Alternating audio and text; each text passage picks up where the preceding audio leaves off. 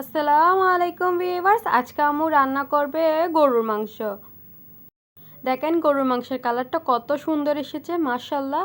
তো গরুর মাংস রান্না করার জন্য প্রথমে একটি ডেকচি নিয়ে নিব। ডেকচির মধ্যে আম্মু 5-6টা গোটা কাঁচামরিচ দিয়ে দিছে। তারপর সেখানে দিয়ে দিবে আগে থেকে ধুয়ে পরিষ্কার করে রাখা মাংস। আমাদের বাসায় সবাই হাড্ডি সহ পছন্দ করে, তাই হচ্ছে মাংস, হাড্ডি, চর্বি সব একসাথে দিয়েছে। মাংসের মধ্যে চর্বি দিলে কিন্তু খেতে বেশি ভালো লাগে, তাই হচ্ছে চর্বিও দিয়েছে। তারপর সেখানে দিয়ে দিবে বেশ কিছু পরিমাণ মরিচ বাটা। গরুর মাংসের মধ্যে মশলা বেশি না হলে কিন্তু খেতে ভালো লাগে না, তাই হচ্ছে আম্মু সব কিছু একটু বেশি বেশি করে দিবে। আসলে বাঙালি বলে কথা, এক গাদা মশলা না থাকলে কি ভাল লাগে গরুর মাংস খেতে। তারপর দিয়ে দিবে বেশ কিছু পরিমাণ পেঁয়াজ বাটা। পেঁয়াজ বাটাও দেখছেন কত বেশি করে দিছে। আপনারা চাইলে কিন্তু পেঁয়াজ কুচিও দিতে পারেন, তবে আম্মু পেঁয়াজ বাটা দিছে। পেঁয়াজগুলো আগে বেটে নিয়েছে, এগুলো কিন্তু শিলপাটায় বেটে নেওয়া।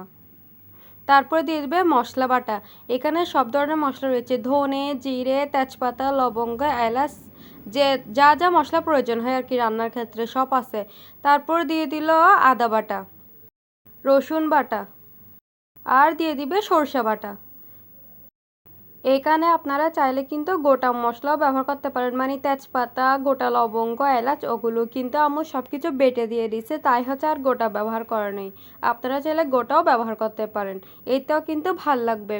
তবে যেহেতু বাটা ব্যবহার করেছে, তাই হচ্ছে আর গোটা ব্যবহার করা নেই। আর গোটা ব্যবহার করলে এগুলো তো এমনিতেই ফেলে দিতে হবে, তাই হচ্ছে বাটা ব্যবহার করেছে যাতে মশলার সাথে খেয়ে নেওয়া যায়। তারপর দিয়ে দিবে হলুদ গুঁড়ি, তারপর সামান্য পরিমাণ লবণ। লবণ প্রথমে কম করে দিছে, কারণ লবণ বেশি হলে খেতে ভাল লাগে না, কিন্তু লবণ কম হলে পরে দিয়ে লবণ দিয়ে খাওয়া যায়, তাই হচ্ছে আমার লবণ কম করে দিছে। লবণ দিয়ে ভালো করে আগে মশলার সাথে মাংসগুলোকে ম্যারিনেট করে নিচ্ছিল।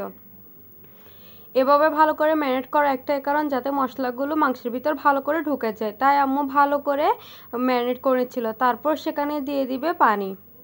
এগুলো কিন্তু বৃষ্টির পানি, দেখেন কি ফ্রেশ, আমরা বৃষ্টির পানি ব্যবহার করি।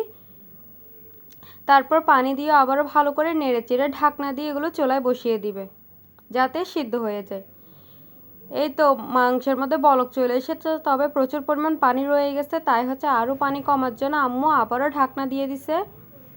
আবারও চেক করে নিচ্ছে, এরকম বারবার চেক করে নিচ্ছিল আম্মু। তারপর দেখেন একদম কমে গেছে মাংসের ঝোলগুলো। এখন অন্য একটি কড়াইয়ে তেল নিয়ে নিবে। তেলগুলো একদম ভালো করে গরম হয়ে আসলে সেখানে দিয়ে দিবে দারচিনি। আপনারা যেটা ফ্লেভার পছন্দ করেন ওইটাই দিবেন, ওই মশলাটা দিবেন। আমার আম্মুর দারচিনি বেশি পছন্দ, তাই হচ্ছে দারচিনি দিয়েছে। আপনারা চাইলে এলাচ, লবঙ্গ বা তেজপাতাও দিতে পারেন।